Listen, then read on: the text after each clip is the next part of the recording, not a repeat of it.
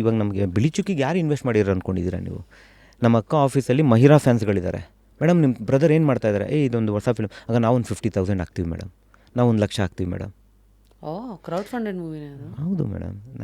ಆ ಥರ ಚಿಕ್ಕ ಚಿಕ್ಕ ನನ್ನ ಕೈಲಿದ್ದಷ್ಟು ನಾನು ಹಾಕಿದ್ದೀನಿ. ಇನ್ನೊಂದು ಹೇಳ್ತೀನಿ ನೋಡಿ, ನೀವು ಇಂಡಸ್ಟ್ರಿ ಬಗ್ಗೆ ಕೇಳಿದ್ರಲ್ಲ, ಯಾವುದೋ ಒಬ್ಬರು ದೊಡ್ಡ ಡೈರೆಕ್ಟ್ರು, ಓಕೆ, ಅವರು ಲಂಡನ್ಗೆ ಹೋಗ್ತಾರೆ. ಅವರು ಕೂಡ ಒಂದು ಸಿನಿಮಾ ಮಾಡಬೇಕು ಅಂತ ಹೇಳ್ತಾರೆ. He is very expert in going to all Kannada community all over the world and getting the fund from there to do the films. ಆಯಿತಾ? Senior director, legendary directors. London ಅವರು ಡಿವೈಡ್ ಆಗುತ್ತೆ ಮಹಿರಾ ಟೈಮಲ್ಲಿ. ನಾವು ಮಹೇಶ್ ಸರ್ಗೆ ಮಾಡ್ತೀವಿ, ನಾವು ಅವ್ರಿಗಿನ್ನ ವೆರಿ ಗುಡ್, ಏನಾದ್ರೂ ಕನ್ನಡ ಇಂಡಸ್ಟ್ರಿಗೆ ತಾನೇ ಮಾಡಿ ಅಂತ ಹೇಳ್ತೀವಿ. ನಾವು ಈ ದೊಡ್ಡ ಡೈರೆಕ್ಟ್ರ್ ಯಾರಿದ್ದಾರೆ, ಅವರು ಒಂದಿಬ್ಬರು ಒಳ್ಳೆ ಆರ್ಟಿಸ್ಟ್ಗಳನ್ನ ಹಾಕ್ಕೊಂಡಿದ್ದಾರೆ. ನಾಟ್ ಎ ಬಿಗ್ ಸ್ಟಾರ್ಸ್ ಅವರು, ಬಟ್ ಒಳ್ಳೆ ಆರ್ಟಿಸ್ಟ್ಗಳು. ಇಬ್ಬರು ನನಗೆ ಗೊತ್ತಿರೋರೆ. 2.5 ಕೋಟಿ ಬಜೆಟ್ ಹಾಕ್ತಾರೆ ಆ ಫಿಲ್ಮ್ಗೆ. ಆ 2.5 ಕೋಟಿನೇ ಕ್ಯಾಲ್ಕುಲೇಷನ್ ವೈಸ್ ಅದು ಫ್ಲಾಪೇ ಸಿನಿಮಾ ಅದು ನಮಗೆ. ಓಕೆ, ಆ ಕಾನ್ಸೆಪ್ಟು ಆ ವ್ಯಕ್ತಿಗೆ ಪಾಪ ಆ ಒಂದು ಯಾರು ಆರ್ಟಿಸ್ಟ್ನ ಬುಕ್ ಮಾಡಿದ್ದಾರೆ ಅವ್ರಿಗೆ ಸೂಟ್ ಆಗಲ್ಲ ಅದು. ನಾವು ಈ ವ್ಯಕ್ತಿ ಲಾಕ್ ಬಜೆಟ್ ಅಂದರೆ ಫೈನಲ್ ಮುಗಿಸಿರೋದು ಎಷ್ಟು ಮುಗಿಸಿರ್ಬೋದು ರಶ್ಮಿ ಅವರೇ? 5.5 ಕೋಟಿಗೆ ಮುಗಿಸಿದ್ದಾರೆ ಸಿನಿಮಾನ. 2.5 ಕೋಟಿ ಬಜೆಟ್ ಹಾಕಿ 5.5 ಕೋಟಿ ಬಜೆಟಿಂಗ್ ಅಂತ ಪ್ರೊಫೆಷ್ನಲಿ ಏನಕ್ಕೆ ಮಾಡ್ತೀರಾ ನೀವು? 10% ಹಿಂದೆ ಮುಂದೆ ಆಗ್ಬೋದು. 5 ಕೋಟಿ ಮೇಲೆ ಆಗಿದೆ. ಇವಾಗ ಎಲ್ಲರಿಗೂ ಒಂದು ಇಮೇಲ್ ಹೋಗಿದೆ ನೋಡಿ, ಸಿನಿಮಾಗೆ ನಾನು 3 ಕೋಟಿ ಖರ್ಚು ಮಾಡಿದ್ದೀನಿ, ಆ್ಯಕ್ಟರ್ಸ್ಗೆ 1 ಕೋಟಿ ಖರ್ಚು ಮಾಡಿದ್ದೀನಿ, ರಿಲೀಸ್ಗೆ 1 ಕೋಟಿ ಖರ್ಚು ಮಾಡಿದ್ದೀನಿ, ಸಿನಿಮಾ ಏನು ಕಲೆಕ್ಷನ್ ಆಗಿಲ್ಲ, thank you so much for your support ಅಂತ ಒಂದು ಇಮೇಲ್ ಹೋಗಿದೆ ಅಷ್ಟೇ. ಇವಾಗ ಏನಾಯ್ತು, ಇದಕ್ಕೂ ನನಗೂ ಏನು ಸಂಬಂಧ ಅಂತ ನೀವು ಪ್ರಶ್ನೆ ಕೇಳಬೇಕು ಅಲ್ವಾ? ಏನು ಸಂಬಂಧ ಮಹೇಶ್ ಇದಕ್ಕೆ? ಅಲ್ಲಿರೋರೊಬ್ಬರು ಭಾಳ ಸ್ನೇಹಿತರು ನನಗೆ, ನಾರ್ತ್ ಕರ್ನಾಟಕ ಥಿಯೇಟ್ರ್ ಆರ್ಟಿಸ್ಟ್ ಅವರು. ಸಿನಿಮಾನ ಓಪನಿಂಗ್ ನೋಡಿದ್ರೆ ನನಗೆ ಗೊತ್ತಿರೋರು ವೈಫೇ, ಅವ್ರ ಮಕ್ಕಳೇ ಆ್ಯಕ್ಟ್ ಮಾಡ್ತಾಯಿದ್ದಾರೆ. ಅರೆ ಇದೇ ನಿಂಗಿದೆ. ನಾನು ಫೋನ್ ಮಾಡಿ ಕೇಳಿದೆ, ಏನು ನೀವೆಲ್ಲ ಆ್ಯಕ್ಟ್ ಮಾಡಿಬಿಟ್ಟಿದ್ದೀರಾ, ಗ್ರೇಟ್ ಅಂದರೆ. ಹತ್ಕೊಂಡು ಹೇಳ್ತಾ ಇದ್ದಾರೆ ವ್ಯಕ್ತಿ, ಸರ್ ಏನು ಗ್ರೇಟ್ ಸರ್, ಏನು ಸರ್ 10 ಲಕ್ಷ ಕೊಟ್ಟರೆ ಮಗಳು ನಿಮ್ಮ ವೈಫ್ಗೂ ಒಂದು ರೋಲ್ ಕೊಡ್ತೀನಿ, 10 lakhs ಕೊಡಿ ಮಗಳಿಗೂ ಒಂದು ರೋಲ್ ಕೊಡ್ತೀನಿ ಅಂತ ಹಿಂಗೆ ತೊಗೊಂಡು ಮಾಡಿ ಆ ವ್ಯಕ್ತಿ ವಿಲನ್ ಆ ಫಿಲ್ಮಲ್ಲಿ. ನನ್ನ ಸ್ನೇಹಿತರು ಯಾರಿದ್ರು ಸೀನಿಯರ್, ಆ ಕಾಲದಲ್ಲೇ ಅವ್ರಿಗೆ 60 ವರ್ಷ ಆಗೋಗಿತ್ತು ಪಾಪ ಅವ್ರಿಗೆ, ಸೀನಿಯರ್ ಥಿಯೇಟ್ರ್ ಆರ್ಟಿಸ್ಟು ಅವರು, ವಿಲನ್ ಅವರು. Okay, pink and pink blazer ಹಾಕಿ ಬ್ಲ್ಯಾಕ್ ಹ್ಯಾಟ್ ಕೊಟ್ಬಿಟ್ಟಿದ್ದಾರೆ ಅವ್ರಿಗೆ. ಓಕೆ, ವಿಲನ್ ಅವರು 80 ಲಕ್ಷ ಹಾಕ್ಬಿಟ್ಟಿದ್ದಾರೆ ಸಿನಿಮಾಗೆ. ಹತ್ಕೊಂಡು ಫೋನ್ ಮಾಡ್ತಾಯಿದ್ದಾರೆ ನನಗೆ. ನಾನೇನು ಹೇಳಿ ಸರ್, ನಾನು ತುಂಬ ವಯಸ್ಸಲ್ಲಿ ಚಿಕ್ಕವನು, ಅಯ್ಯೋ ನಿಮ್ಮ ಸಿನಿಮಾಗೆ ಹಾಕ್ಬೇಕಾಯ ಸಾಂಗ್ ಅನ್ಬೇಡಿ, ಅದು ತಪ್ಪಾಗುತ್ತೆ.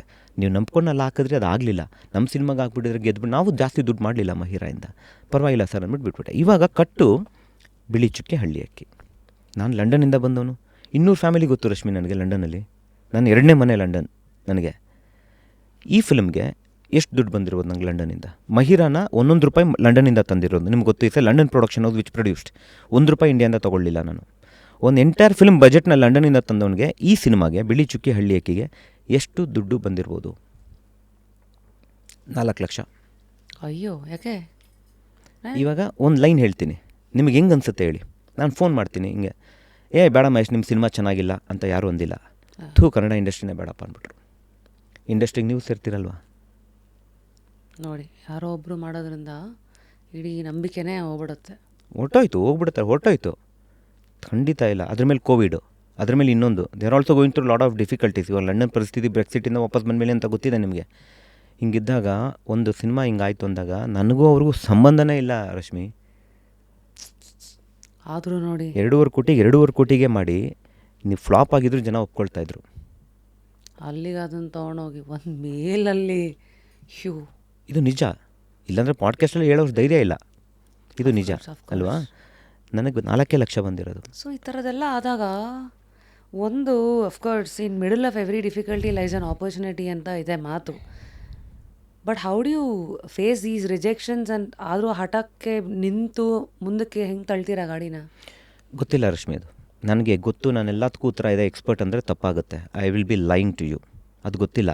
ಬಟ್ ನಿಮ್ಮ ಇಂಟೆಂಟ್ ಕರೆಕ್ಟ್ ಇರಬೇಕು. ನಿಮ್ಮ ಇಂಟೆನ್ಷನ್ ಕರೆಕ್ಟ್ ಆಗಿತ್ತು ಅಂದರೆ ನೀವು ಒಂದೇ ಇಡ್ತಿರೋ, ಇನ್ನೊಬ್ಬ ಹಿಂದೆನ ತಳ್ತಾನೋ ಗೊತ್ತಿಲ್ಲ. Thanks to my sisters friends everyone. ಅವರು ಪಾಪ ತುಂಬ ಧೈರ್ಯ ಮಾಡಿ ಯಾರನ್ನೋ ಕರ್ಕೊಬಂದ್ಬಿಟ್ಟು ನಮಗೊಂದಿಷ್ಟು ಫಂಡಿಂಗ್ ಮಾಡಿಸಿದ್ರು. ಈ ಥರ ಕ್ರೌಡ್ ಫಂಡಿಂಗ್ಸ್ ಎಲ್ಲ ಆಯಿತು, ಇದೆಲ್ಲ ಆಯಿತು, ನಾವು ಮಾಡಿದ್ವಿ ನಾವು. ಸೊ ಇದೆಲ್ಲ ಈಗ ಕರ್ನಾಟಕ ಇಂಡಿಯಾ ಲೆವೆಲಲ್ಲೇ ಎಲ್ಲರೂ ಫಂಡ್ ಮಾಡಿ, ಎಲ್ಲ ಲೋಕಲ್ ಲೆವೆಲಲ್ಲಿ ಆಗಿರೋದು ನಮಗೆ. ಎಲ್ಲ ಲೋಕಲ್ ಲೆವೆಲಲ್ಲಿ ಅದು ಸ್ಲೋಲಿ 1% ಬೈ 1% ಸ್ಲೋಲಿ ನಾವು ಇನ್ವೆಸ್ಟ್ಮೆಂಟ್ಸ್ ತೊಗೊಂಡು ನಾವು ಮಾಡ್ಕೊಂಡಿರೋದು ಇದನ್ನು. ಇವಾಗ ನಮಗೆ ಎರಡನೇದೇನಾಗುತ್ತೆ, ಈ ಫಿಲ್ಮ್ ಮಾಡಬೇಕಾದ್ರೆ ನನಗೆ ಫಂಡಿಂಗಿಗೆ ಒಂದು 6-8 ತಿಂಗಳು ಹೊರಟೋಯ್ತು ನನಗೆ. You don't believe, lock to lock ಬಜೆಟಲ್ಲಿ ಅಂದರೆ ಇವಾಗ ನನ್ನ ಹತ್ರ 10 ಲಕ್ಷ ಅಂದರೆ 10 ಲಕ್ಷಕ್ಕೆ ಪ್ಲ್ಯಾನಿಂಗ್ ನಡೆದಿದೆ ನಮ್ಮದು. ನೋ ಲಕ್ಸುರೀಸ್ ಗಿವನ್ ನಮಗೆ. ನಮ್ಮಲ್ಲಿ ಏನಾಗಿದೆ, ಕ್ರಿಯೇಟಿವಿಟಿ ಕೊರತೆ ಇಲ್ಲ. ನೀವು ರೈಟರ್ಸ್ ಬಗ್ಗೆ ಕೇಳಿದ್ರಿ, ಅಪ್ಪು ಸರ್ ಬಗ್ಗೆ ಕೇಳಿದ್ರಿ, ಸಿನಿಮಾ ಬಗ್ಗೆ ಕೇಳಿದ್ರಿ, ದೊಡ್ಡ ಹೀರೋ ಬಗ್ಗೆ ಕೇಳಿದ್ರಿ, ಎಲ್ಲ ಕೇಳಿದ್ರಿ. ಕರೆಕ್ಟಲ್ಲ ಇಫ್ ಐ ಕ್ಯಾನ್ ಸಮರೈಸ್. ಕ್ರಿಯೇಟಿವಿಟಿಗೆ ಕೊರತೆ. ಹೈಯೆಸ್ಟ್ ಜ್ಞಾನಪೀಠ ನಮ್ಮದು ರೀ, ಹೈಯೆಸ್ಟ್ ಫೀಮೇಲ್ ನ್ಯಾಷನಲ್ ಅವಾರ್ಡ್ ನಮ್ಮದು ರೀ. ಆಗಿನ ಕಾಲ ನೀವು ಪುಟ್ಟಣ್ಣ ಕಣ್ಗಳದ್ದು ಒಂದು ಸಿನಿಮಾಗಳು ನೋಡ್ಬಿಡ್ರಿ, ಅವ್ರ ಸೀರೀಸೇ ನೋಡ್ಬಿಡಿ, ಫೀಮೇಲ್ ಪ್ರೊಟ್ಯಾಗನಿಸ್ಟ್ಗೆ ಹೆಂಗಿತ್ತು ಸಿನಿಮಾಗಳಂತ. ಮಾಲಾಶ್ರೀಗಿಂತ ಬಿಗ್ ಸ್ಟಾರ್ ಬೇಕಾ ನಮಗೆ, ಸುಧಾರಾಣಿಗಿಂತ ಬೇಕಾ, ಪ್ರೇಮ ಅವ್ರಿಗಿಂತ ಬೇಕಾ, ಕೊನೆಗೆ ರಮ್ಯಾ ಅವ್ರವ್ರಿಗೂ ಬೇಕಾ ಸ್ಟಾರ್ಸು, ಎಲ್ಲರೂ ಇದ್ದಾರೆ ನಮಗೆ. But why what happen to our industry is a question to be asked to everyone and to our self. In your opinion, what happened? I don't know, something happened in the last 25 years.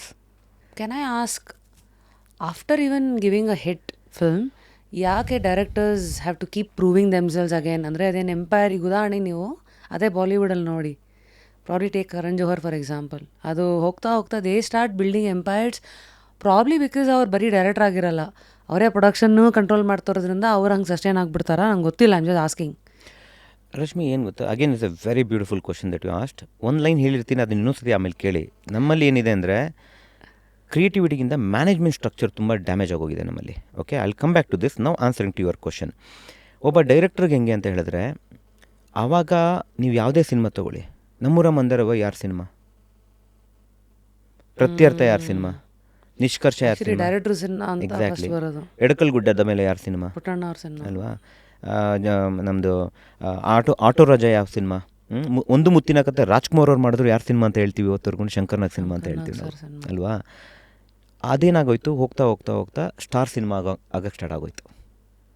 So start becoming the face of the cinema. Face ಅವಾಗಲೂ ಇದ್ದರು. ಇವಾಗ ನೀವು ವಿಷ್ಣುವರ್ಧನ್ ತೊಗೊಳ್ಳಿ, Rajkumar sir ತೊಗೊಳ್ಳಿ, ಅಂಬರೀಷ್ ಅವ್ರು ತೊಗೊಳ್ಳಿ, ಶ್ರೀನಾಥ್ ಅವ್ರು ತೊಗೊಳ್ಳಿ, ದ್ವಾರಕೇಶ್ ಅವ್ರು ತೊಗೊಳ್ಳಿ, ಬಾಲಕೃಷ್ಣ ತೊಗೊಳ್ಳಿ, ದಿನೇಶ್ ಅವ್ರು ತೊಗೊಳ್ಳಿ, ಧೀರೇಂದ್ರ ಗೋಪಾಲ್ ತೊಗೊಳ್ಳಿ, ಸುಧೀರ್ ಅವ್ರದ್ದು ಎಷ್ಟು ಜನ ಬೇಕು. ಇವಾಗ ಒಂದು 5 ಜನ ಹೆಸರು ಹೇಳಿ. ಬ್ಯಾಲೆನ್ಸ್ಡ್ ಹೂರ್ಣ ಆ್ಯಂಡ್ ಒಬ್ಬಟ್ಟಿನ ಥರ ಇತ್ತದು. ಹೌದು, ಯಾರ್ದು ಅಂತ ಜನ ಸೆಪರೇಟ್ ಮಾಡೋಕ್ಕಾಗಿಲ್ಲ ಅಂದರೂ ಅದು ಚೆನ್ನಾಗದು. ಎಷ್ಟು ಜನ ಇಂಟರ್ವ್ಯೂಸ್ನಲ್ಲಿ ಇವಾಗಲೂ ಹೇಳ್ತಾರಲ್ಲ, ರಾಜ್ಕುಮಾರ್ ಸರ್ ಕೂಡ ಡೈರೆಕ್ಟರ್ಗಳು ಪ್ರಶ್ನೆ ಮಾಡ್ತಿರ್ಲಿಲ್ವಂತವ್ರು. ಅಂದರೆ ಡೌಟ್ಸ್ ಕೇಳೋದು ಬೇರೆ, ಪ್ರಶ್ನೆ ಮಾಡೋದು ಬೇರೆ. ಹಿಂಗೆ ಮಾಡಿದ್ರೆ ಹೆಂಗಿರುತ್ತೆ ಅನ್ನೋದು ಬೇರೆ, ಇದ್ಯಾಕೆ ಬೇಕೋ ಈ ಥರ ಮಾಡೋ ಅನ್ನೋದು ಬೇರೆ. ಹಂಗಂತ ನಾನು ಇವಾಗ ಪ್ರೆಸೆಂಟ್ ಸ್ಟಾರ್ಗಳನ್ನ ನಾನು ದೂಜಿಸ್ತಿಲ್ಲ.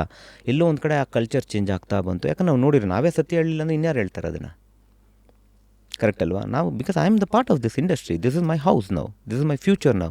ನಾನು ನನ್ನ ಕರಿಯರ್ ಬಿಟ್ಟು, ಪರ್ಸ್ನಲ್ ಲೈಫ್ ಬಿಟ್ಟು, ದುಡ್ಡು ಬಿಟ್ಟು, ಕೆಲಸ ಬಿಟ್ಟು ಬಂದಿದ್ದೀನಿ ಅಂದಮೇಲೆ I will B expecting something from my house, that is at least the protection ಅಲ್ವಾ. ಕ್ಲೀನ್ ನಾನು ಮಾಡ್ತೀನಿ, ಕೆಲಸ ನಾನು ಮಾಡ್ತೀನಿ, ಅಡುಗೆನೂ ನಾನು ಮಾಡ್ತೀನಿ, ಪ್ರೊಟೆಕ್ಷನ್ ಆದರೂ ಬೇಕಲ್ಲ. That is industry. ನಾವು ಯಾಕೆ ಕನ್ನಡ ಇಂಡಸ್ಟ್ರಿ ಅಂತ ಕರಿತೀವಿ? ಬಿಕಾಸ್ ಇಟ್ಸ್ ಎ ವ್ಯಾಪಾರದ ಒಂದು ಸಂಸ್ಥೆ. ಇದು ಒಂದು ಆ್ಯಾವ್ರೇಜ್ 2 ಕೋಟಿ, ಒಂದು ಆ್ಯಾವ್ರೇಜ್ 2 ಕೋಟಿ 3 ಕೋಟಿ ಸಿನಿಮಾ ಅಂತ ಸ್ಮಾಲ್ ಬಜೆಟ್ ಇಟ್ಕೊಂಡ್ರು 200-300 ಸಿನಿಮಾ ಬರ್ತಿದೆ. ನಿಮಗೆ ಗೊತ್ತಿಲ್ಲ, ಕನ್ನಡ ಇಂಡಸ್ಟ್ರಿ 1000 ಕೋಟಿ ರೊಟೇಷನ್ ಇದೆ. ಡೂಡ್, 650 ಕೋಟಿ ಪ್ರತಿ ವರ್ಷ ಅಲ್ವಾ ಬೀಳೋ ಅಂತ ಒಂದು ಮಾರ್ಕೆಟ್ ಇದು. 250-300 ಸಿನಿಮಾ ಅಂತ ಇಟ್ಕೊಂಡ್ರು ಅಲ್ವಾ, ಟೇಕ್ 2 crores ಆವ್ರೇಜ್ ಅಲ್ವಾ. ಎಷ್ಟು ಜನ MBA ಸ್ಟೂಡೆಂಟ್ಸ್ ಟ್ರೈ ಮಾಡ್ತಾ ಇದ್ದಾರೆ, ಎಷ್ಟು ಜನ ಇದು ಮಾಡ್ತಾ ಇದ್ದಾರೆ. ಅಲ್ಲಿ ಕಮ್ ಬ್ಯಾಕ್ ಟು ದಟ್. ನಾವು coming back to this one.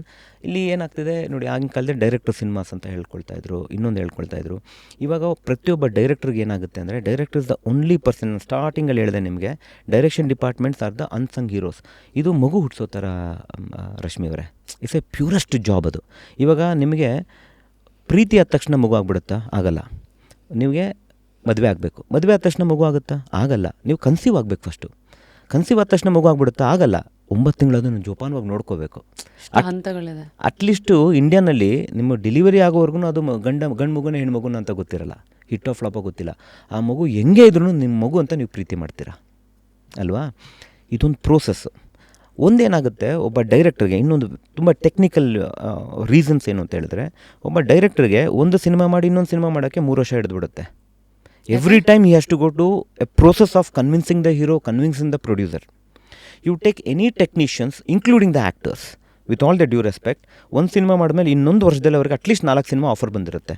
ಯಾಕೆ ಅಂತ ಹೇಳಿದ್ರೆ, ಡೈರೆಕ್ಷನ್ ಡಿಪಾರ್ಟ್ಮೆಂಟ್ ನಮ್ಮ ಅದ್ಭುತವಾದ ಅಸಿಸ್ಟೆಂಟ್ ಡೈರೆಕ್ಟರ್ಸ್ಗಳು ಯಾಕೆ ನಾನು ಯಾವಾಗಲೂ ಅವ್ರಿಗೆ ಬ್ಯಾಕ್ ಮಾಡ್ತೀನಿ ಅಂತ ಹೇಳಿದ್ರೆ, ಬಿಗಿನಿಂಗ್ ಆಫ್ ದ ಸಿನಿಮಾಯಿಂದ ಕೊನೆ ಸಿನಿಮಾ ರಿಲೀಸ್ ಆಗಿ ನಾವು ಲಾಸ್ಟ್ ₹1 ಕಲೆಕ್ಟ್ ಮಾಡಿ ಇಟ್ಟು ಫ್ಲಾಪ್ ಅನ್ನೋವರೆಗೂ ಡೈರೆಕ್ಷನ್ ಡಿಪಾರ್ಟ್ಮೆಂಟ್ ಇರಬೇಕಾಗುತ್ತೆ. ಒಂದು ಆರ್ಟಿಸ್ಟ್ ಕಮಿಟ್ಮೆಂಟು 30 days 40 days ಕಷ್ಟಪಡ್ತಾರೆ artist. Technician, cinematographer 30 days 40 days, editor 30 days 40 days, art director 30 days 40 days. Cinema ಹಿಟ್ಟಾಗಲಿ ಫ್ಲಾಪ್ ಆಗಲಿ ಅವ್ರ ಕೆಲಸ ನೋಡ್ತಾರಲ್ಲಿ. ಅಲ್ಲಿ ಸಕದ ಮಾಡಿದ್ಯಾ ಪಾರ್ಟು ಬಾ ನಮ್ಮ ಸಿನಿಮಾ ಮಾಡೋ ಅಂತಾರೆ. ಒಬ್ಬ ಡೈರೆಕ್ಟರ್ನ ಯಾರು ಕರೀತಾರೆ? ಮೂರನೇದು ಭಾಳ ಸೂಕ್ಷ್ಮವಾದದ್ದು, ತುಂಬ ಧೈರ್ಯವಾಗಿ ಹೇಳ್ತೀನಿ, ಎಲ್ಲ ಇಂಟರ್ವ್ಯೂನಲ್ಲಿ ಕೂತ್ಕೊಂಡು ನಮ್ಗೆ ಆಪರ್ಚುನಿಟಿ ಸಿಗಲ್ಲ. ಡೈರೆಕ್ಟರ್ಸ್ಗೆ ಯಾರು ಆಪರ್ಚುನಿಟಿ ಕೊಡ್ತಿದ್ದೀರಾ? ನೀವು ನನ್ನ ಹೀರೋಯಿನ್, ನೀವು ಹಿಟ್ಟಾದ್ರಿ, ನೀವು ಒಂದು ಇನ್ವೆಸ್ಟರ್ಸ್ ಹತ್ರ ಮಾತಾಡ್ಬಿಟ್ಟು sir Mahesh sir brilliant director sir, ನೀವು ಬನ್ನಿ ನನ್ನ ಸಿನಿಮಾಗೆ ಇನ್ವೆಸ್ಟ್ ಮಾಡಿ, ಮಹೇಶ್ ಸರ್ ಡೈರೆಕ್ಟ್ ಮಾಡೋಕ್ಕೆ ರೆಡಿ ಅಂತ ನೀವು ಯಾವ ಥರ ಕರ್ಕೊಂಬಂದು ನನಗೆ ಆಪರ್ಚುನಿಟಿ ಕೊಟ್ಟಿದ್ದೀರಾ? ಕೊಡಲ್ವಾ? ಶೋ ಮಿ ಒನ್ ಟೆಕ್ನಿಷಿಯನ್ ಯಾವ ಸಿನಿಮಾಯಿಂದ ಅನ್ನ ತಿಂದಿದ್ದಾರೆ, ಒಂದು ಪ್ರೊಡ್ಯೂಸರ್ನ ಕರ್ಕೊಂಬಂದು ನನಗೆ ಆಪರ್ಚುನಿಟಿ ಕೊಟ್ಟಿರೋದು. ಡೈರೆಕ್ಟರ್ಗಳು ಆ ಥರ ಆಗಲ್ಲ, ಚಾನ್ಸೇ ಇಲ್ಲ. ಯಾರು ಕೊಟ್ಟು ನೀವು ತೋರಿಸಿದ್ರೆ ನಂಗೆ ಖುಷಿ. ಇವಾಗ ನೀವು ನನ್ನ ಆರ್ಟಿಸ್ಟು, ನೀವು ನನ್ನ ರೈಟ್ರು, ನೀವು ನನ್ನ ಕೊರಿಯೋಗ್ರಫರು, ನಿಮ್ಮನ್ನು ಡೆಬ್ಯೂ ಮಾಡಿಸಿದ್ದೀನಿ, ಇನ್ನೊಂದು ಮಾಡಿಸಿ ಏನೋ ಮಾಡಿಸಿರ್ತೀವಿ ನಾವು. ನಾನು ಮಾಡಿಸಿದ್ದೀನಿ ಅಂತ ಯಾಕೆ ಹೇಳ್ತೀನಿ ಅಂದರೆ ಅಹಂಕಾರದಿಂದ ಹೇಳ್ತಿಲ್ಲ, ಅಹಮ್ಮಿಂದ ಹೇಳ್ತೀನಿ ನೀವು ಚೆನ್ನಾಗಿ ಮಾಡಿದ್ದೀರಾ ಅಂತ. ಅದು ಹೆಮ್ಮೆ ಅಲ್ವಾ ನಮಗೆ. ಇವಾಗ ಯಾರೋ ಒಬ್ಬ ಟೆಕ್ನಿಷಿಯನು 5-6 ಸಿನಿಮಾ ಮಾಡಿದ್ರು ಆಯಿತಾ, ಅವ್ರು ಲಕ್ಷ ಸಂಪಾದನೆ ಮಾಡಿಬಿಟ್ರು. ಯಾವುದ್ರೂ ಒಂದು ಪ್ರೊಡ್ಯೂಸರ್ ಹತ್ರ ಅವ್ರು ಮಾತಾಡ್ಬಿಟ್ಟು ಸರ್ ಮಹೇಶ್ ಸರ್ ಒಳ್ಳೆ ಸ್ಟೋರಿ ಇಟ್ಕೊಂಡಿದ್ದಾರೆ, ಬನ್ನಿ ಸರ್ ನಾನೇ ಸಿನಿಮಾಟೋಗ್ರಫರು, ಬನ್ನಿ ಒಂದು ಸಿನಿಮಾ ಮಾಡೋಂಥ ಒಂದು ಟೆಕ್ನಿಷಿಯನ್ಸ್ ಕರ್ಕೊಬರ್ತಾರೆ ವಾಪಸ್ಸು. ಆದರೆ ನೀವು ನಮ್ಮ ಫಿಲ್ಮಲ್ಲಿ ಸೂಪರಾಗಿ ಆ್ಯಕ್ಟ್ ಮಾಡಿದ್ದೀರ ಅಂದ್ಬಿಟ್ಟು 20 ಜನಕ್ಕೆ ರೆಫರ್ ಮಾಡಿರ್ತೀವಿ. ಈ ರೈಟ್ರು ಸೂಪರ್ ಅಂದ್ಬಿಟ್ಟು 20 ಜನಕ್ಕೆ ರೆಫರ್ ಮಾಡಿರ್ತೀವಿ. Culture has to first Dheeraj ಅಂತ ಒಬ್ಬ ಫ್ರೆಂಡ್ ಇದ್ದಾನೆ, ಅವನು ಕನ್ನಡ ಫಿಲ್ಮ್ ಕ್ಲಬ್ ಎಲ್ಲ ಮಾಡ್ತಾನೆ, ನಾನು ಆಫೀಸಲ್ಲಿ ಕೂತಿದ್ದ. ಇದು ಹೆಮ್ಮೆಯಿಂದ ಹೇಳ್ಕೊಳ್ತಾ ಇದ್ದೀನಿ, ಅಹಂಕಾರದಿಂದಲ್ಲ. ಅವನು ನಮ್ಮ ಬಗ್ಗೆ ಎಲ್ಲ ತುಂಬ ಚೆನ್ನಾಗಿ ಮಾತಾಡ್ತಿದ್ದ, ವೆರಿ ನೈಸ್ ಗಾಯ್. ಅವನು ಸರ್ ಹಿಂಗೆ ಅಸಿಸ್ಟೆಂಟ್ ಡೈರೆಕ್ಟರ್ಸ್ ಅದು ಇದೆಲ್ಲ ಮಾತಾಡ್ತಿದ್ದ. ಅವಾಗ ಸರ್ ಇದ್ರ ಬಗ್ಗೆ ಒಂದು ಆರ್ಟಿಕಲ್ ಬರ್ಸ್ಬಿಡ್ತೀನಿ ಸರ್ ಒಂದು ಬ್ಯಾಂಗ್ಳೂರಿಂದ. ನಾನಂದರೆ ನನ್ನ ಬಗ್ಗೆ ಎಷ್ಟು ಬರೆಸ್ಬೇಡ, ನೀವು do one thing, assistant directors ಬಗ್ಗೆ ಬರ್ಸೋ ಆರ್ಟಿಕಲ್ ಅಂತ ಹೇಳಿದೆ. ಆಂಚಲ್ ಅಂತ ನನ್ನ ಅಸಿಸ್ಟೆಂಟ್ ಅಲ್ಲೇ ಓಡಾಡ್ತಾ ಇದ್ರು. ಅವರು ಕಾಲೇಜ್ ಸ್ಟೂಡೆಂಟ್ಸ್ ಬಂದು ಇಂಟರ್ನಾಗಿ ಜಾಯ್ನ್ ಆದವರು, ಇವಾಗ ಅಸಿಸ್ಟೆಂಟಾಗಿ ಬೆಳೆದಿದ್ದಾರೆ ಜೊತೆಲಿ. ಇವಾಗ ಅವರು ಬೇರೆ ಫಿಲ್ಮ್ ಮಾಡ್ತಾಯಿದ್ದಾರೆ. ಆವಾಗ ಅಲ್ಲೇ ಕರೆಸ್ಬಿಟ್ಟು ಆಂಚಲ್ ನಿನ್ನ ಫುಲ್ ಹೆಸರು ಕೊಡಮ್ಮ ಅಂದ್ಬಿಟ್ಟು ಆಂಚಲ್ ಬಗ್ಗೆ, ಅಂದರೆ ನಮ್ಮ ಅಸಿಸ್ಟೆಂಟ್ ಡೈರೆಕ್ಟರ್ಸ್ ಬಗ್ಗೆ ಆರ್ಟಿಕಲ್ ಬರೆಸಿದೆ. ಫಸ್ಟ್ ಟೈಮ್ ತೋರಿಸಿ, ಯಾವುದಾದ್ರು ಒಂದು ಆರ್ಟಿಕಲ್ ಅಸಿಸ್ಟೆಂಟ್ ಡೈರೆಕ್ಟರ್ಸ್ ಬಗ್ಗೆ ಆರ್ಟಿಕಲ್ ಬಂದಿರೋದು ತೋರಿಸಿ ನೀವು. ಅವ್ರಿಗೆ it has to be ecosystem. ಅದೊಂದು ಎಲ್ಲಾರನ್ನೂ ನಾವು ಬೆಳೆಸಬೇಕು, ಆವಾಗಲೇ ಸ್ಟ್ರಾಂಗ್ ಆಗೋದು. ಹೌದು, ಹೇಳ್ತಾರಲ್ಲ, ಒಬ್ಬ ಅಂದರೆ ಒಂದು ಫೇಮಸ್ ಲೈನ್ ಇದೆ, ತುಂಬ ಫಾಸ್ಟಾಗಿ ಹೋಗ್ಬೇಕಾ ಒಬ್ಬನೇ ಓಡು, ತುಂಬ ದೂರಕ್ಕೆ ಹೋಗ್ಬೇಕಾ ಒಟ್ಟಿಗೆ ಎಲ್ಲರನ್ನು ಕರ್ಕೊಂಡು ಓಡು ಅಂತ. ನೀವು ಏನು ನಂಬ್ತೀರಾ? ಇವಾಗ ಒಂದು ಸೈನ್ಸ್ ಇದೆ ನೋಡಿ, ನೀವು ಚಿತ್ರಣ ಮಾಡ್ತೀರಾ, ನಾವು ಚಿತ್ರಣ ಮಾಡ್ತೀವಿ. ನೀವು ಒಂದು ರೊಬ್ಯಾಟಿಕ್ ಇಟ್ಕೊಂಡು ಆಟೋಮೆಟಿಕ್ ಸಿಸ್ಟಮಲ್ಲೇ ನೀವು ಅಡುಗೆ ಮಾಡಿ, ಇಷ್ಟೇ ತಪ್ಪಲಿ, ಇಷ್ಟೇ ಗ್ಯಾಸು, ಇಷ್ಟೇ ಆಯಿಲ್ ಅಂತ ನೀವು ಮಾಡಿ, ನಾನು ಮಾಡ್ತೀನಿ. ಆದರೂ ನೀವು ಮಾಡೋ ಅಂಥ ಟೇಸ್ಟ್ ಬೇರೆ ಬರುತ್ತೆ, ನಾನು ಮಾಡೋ ಅಂಥ ಟೇಸ್ಟ್ ಬರುತ್ತೆ. ಯಾಕೆ? ಎಲ್ಲ ಕಂಟ್ರೋಲ್ಡ್, 2 ಗ್ರಾಮೇ ಆಯಿಲ್ ಹಾಕೋದು, ಎಲ್ಲ ಕರೆಕ್ಟು. ಯಾಕೆ ಟೇಸ್ಟ್ ಬೇರೆ ಬರುತ್ತೆ? ಯಾರಾದರೂ ಕೇಳಿದಾರೆ ಈ ಪ್ರಶ್ನೆ ನಿಮಗೆ? It's always the human touch. ಅದೇ you are very close. It's about what intention you put inside that. ಅಮ್ಮ ಮಾಡೋದೇ ಯಾಕೆ ರುಚಿ ಆಗುತ್ತೆ? ಯಾಕಂದರೆ ಆ ಇಂಟೆನ್ಷನ್, ಆ ಪ್ರೀತಿ ಆಡಾಗುತ್ತಲ್ಲಿ, ಅದಕ್ಕೆ ಟೇಸ್ಟ್ ಚೇಂಜ್ ಆಗುತ್ತೆ ಎಷ್ಟೊಂದು ಸಲ.